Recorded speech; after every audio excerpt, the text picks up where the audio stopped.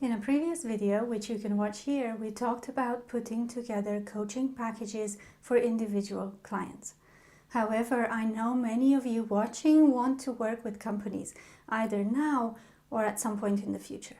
I haven't forgotten about you, so in today's video we will discuss how to put together coaching packages for corporate clients. Hello friends, and welcome back to the channel. For those of you who don't know me, my name is Alisa and I help qualified or soon to be qualified coaches build financially viable coaching businesses. As I said in the previous video, if you are a qualified coach, you might find it difficult to put together a coaching package because you offer pure coaching that is driven by the client and doesn't have a predetermined structure. When you do coaching inside a company, however, there might be some structure around the coaching engagement itself, even if the sessions are not structured. With that in mind, how do you put together coaching packages for corporates? Grab a drink and let's jump straight in. The first step you need to do before putting a package together is the same thing you need to do for individuals: getting familiar with the client and their problems and aspirations. In a corporate environment, the distinction between the coachee and the client, sometimes called the sponsor, is important. It is the company that pays you to help solve a problem they're dealing with. In my experience, the problems companies have fall under three main categories. They're either performance, money, or culture related. They are bringing you in as a coach because they believe you coaching their employees will help solve that problem, not because they want their employees to experience coaching, although some companies do this.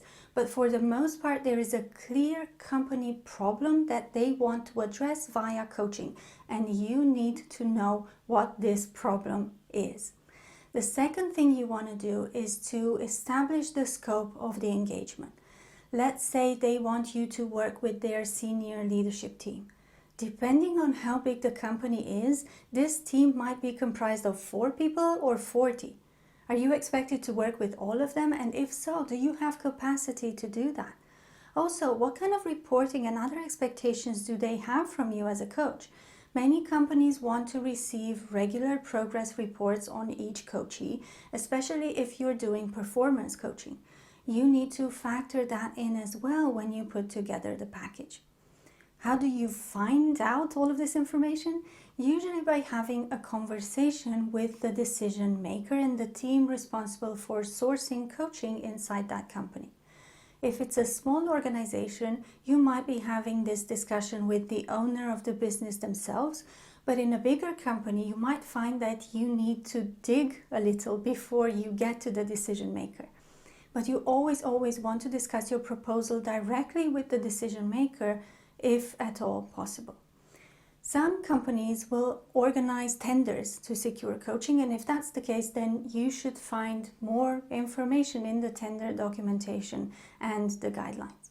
If you're getting value from the video so far, I would appreciate it if you gave it a big thumbs up and consider subscribing. If you're inclined to leave a comment, that would make my day. It really helps to support the channel, and I thank you in advance if you do. Okay, so far we talked about understanding the client, their problems and aspirations, and the scope of the coaching engagement. Based on this information, I suggest creating bespoke packages based on the client's needs and the budget that they have available. Again, don't price it per session, but rather per employee. Each employee has access to a set number of coaching sessions with you for a fixed price, with the possibility of adding more sessions later. Also, I recommend you have a minimum number of coaches and a tiered structure.